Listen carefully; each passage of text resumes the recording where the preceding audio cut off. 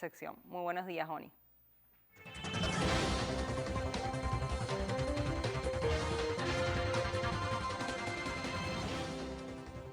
Sí, gracias, Rachel. Buenos días también para ti. Un saludo afectuoso también a todos nuestros compañeros acá en el estudio, a todo el equipo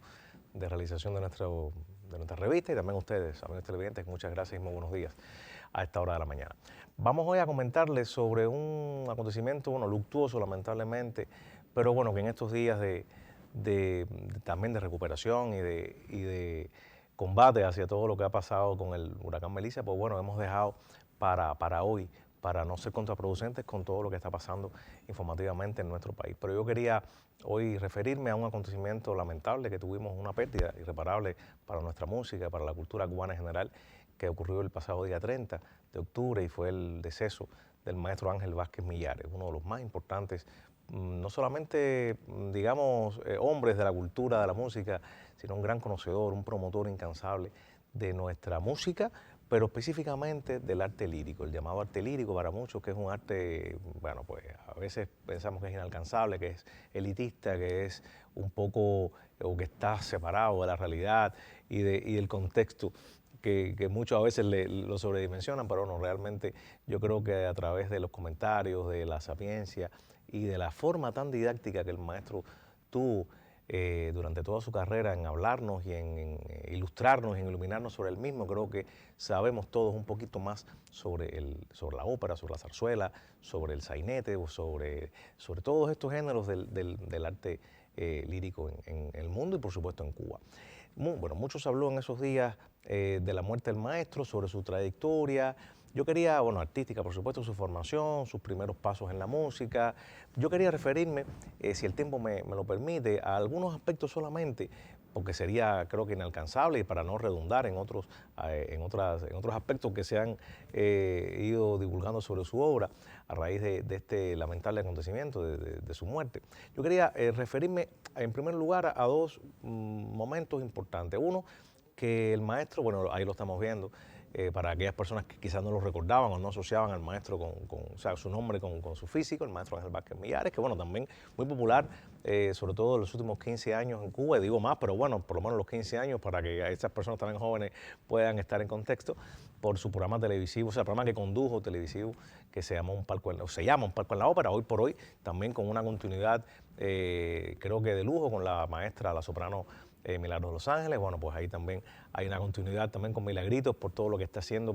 con el equipo de realización del canal educativo, por supuesto, para que el programa siga llegando a los televidentes con una manera muy interesante y muy amena en narrar y en comentarnos sobre la ópera. Pero bueno, yo quería, ya dicho esto de verlo, o sea, ver fotos, etcétera,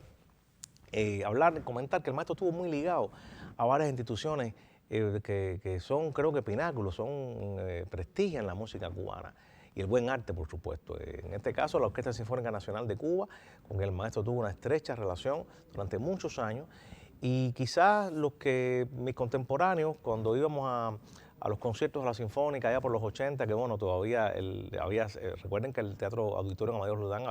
se había incendiado en los 70 y se reinauguró el año 2006, como ustedes me imagino que recuerden, ¿no? Bueno, pero durante todo ese tiempo la sede oficial de la Sinfónica, como lo es hoy día, fue el Teatro Nacional de Cuba, específicamente la Sala Covarrubias. Y los que íbamos a los festivales de guitarra, o íbamos a los conciertos de la Sinfónica, o simplemente algún concierto que tuviera la Sinfónica como protagonista, no solamente en sus conciertos habituales, sino también, ya lo dije, en festivales, etcétera, pues recordaremos las notas discográficas, perdón, las notas al programa del maestro. Yo creo que eso es algo que identificó durante muchísimos años a la orquesta y que asoció no solamente el nombre de Ángel Vázquez Millares a la música cubana, sino también yo creo que asoció a una forma también diferente de enfrentarse a un programa de mano que, bueno, tiene toda una particularidad, porque, bueno, no vamos a pensar que el programa está dedicado solamente a aquellas personas que conocen de la obra o de un compositor o de lo que va a apreciar en un determinado concierto de la Sinfónica en este caso. También hay que pensar que ese programa es digamos, es la manera de seducir desde el punto de vista de la lectura a ese público que quizás no conozca a fondo la obra, la vida de un compositor determinado o de un director determinado o de un solista determinado, Y también, gracias a esos comentarios sobre el solista, sobre la época, sobre los estilos a interpretar, ya fueran, bueno, los grandes periodos de la música universal, barroco, clásico, romántico, o los más modernos, o sea, los más contemporáneos, como el impresionismo, el expresionismo, el nacionalismo, etcétera. Pues bueno, todo eso, más todos los ribetes que lleva un buen programa de mano, pues fue parte de la labor de investigación digamos, de recopilación durante muchos años del maestro Vázquez Millares. Por tanto, ahí hay hubo durante más de 20 años una colaboración entre el maestro y la Sinfónica, lo cual habla muy bien de esa búsqueda, de esa exacerbación por la cultura cubana que siempre ha estado presente en nuestras instituciones. También otro de los, digamos, pilares o de los atisbos profesionales que yo creo que podemos identificar con una vehemencia extraordinaria es la llegada del maestro a la radio cubana, específicamente a CMBF, Radio Musical Nacional. Antes había hecho radio, cuando era mucho más joven, por supuesto, pero yo creo que la llegada y la entronización del maestro en CMBF, Radio Musical Nacional, también le dio una fuerza y nos dio también a nosotros una manera de aprender sobre música, y lo reitero como dije al principio, sobre todo con el arte lírico, con la ópera, con la zarzuela, con los sainetes, bueno, con todos los temas, hablar por supuesto del teatro bufo cubano, del vernáculo, de grandes figuras de la escena nacional, que yo creo que con la manera tan amena que el maestro nos los hacía, pues bueno, como dije al principio, también aprendimos mucho. Yo creo que la llegada del maestro a CMBF, a su programación, a cómo desde el punto de vista radiofónico podíamos escuchar una voz, podíamos acercarnos a un estilo determinado, a una obra determinada, a un autor determinado. Yo creo que también ahí había y existió durante muchos años, hasta casi su jubilación hace muy pocos años, una fructífera relación entre un hombre que era un hombre, o sea, una persona con una cultura casi que inagotable, ¿no? Un hombre con una experiencia y con una cultura extrema, y bueno, una emisora como CMBF, que bueno, es parte de esa sapiencia que nos identifica también como nación. Después, bueno, por supuesto, existieron otros nexos y otros momentos en los cuales los medios fueron importantes para la divulgación del género y la divulgación de la narrativa, o sea, de toda esa manera que el maestro durante tantos años nos enseñó. Yo recuerdo que hace muchos años, cuando tuve la dicha de conocerlo, yo era un estudiante, pues yo, bueno, me acerqué a él, yo lo escuchaba mucho por CMBF, luego vendría con el tiempo el programa, como dije ahorita, el programa televisivo Un Palco en la Ópera, de Canal Educativo, en el cual fuimos colegas, digamos fuimos porque bueno, ya él lamentablemente no está, había pasado jubilación, lo sentimos muchísimo todos los que tenemos también programas en la parrilla del canal educativo, pero siempre su consejo, vernos en algún set de grabación o en el departamento de maquillaje o en un pasillo o homenajes o simplemente una llamada telefónica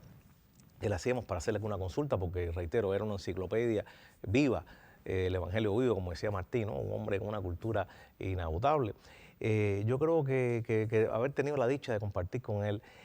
para mí en lo personal fue una experiencia valiosísima y también para muchos de mi generación. Y sobre todo, yo recuerdo como que era la anécdota que quería contar a los amigos televidentes, que cuando comienza el programa Un Palco en la Ópera, al poco tiempo yo me acerqué a él y bueno, pues como su alumno, indirectamente, ¿no? Y se lo comenté, o sea, le comenté esto que les voy a contar a ustedes, le dije, maestro, a veces no conozco la ópera o a veces no veo el programa completo, lamentablemente, pero oírlo a usted y verlo a usted es ya una clase magistral y es algo que uno aprende, incluso sin llegar a hacer el ejercicio de clase de ver completamente la obra. Por supuesto, sería algo incompleto, ¿no? Pero bueno, lo correcto fuera que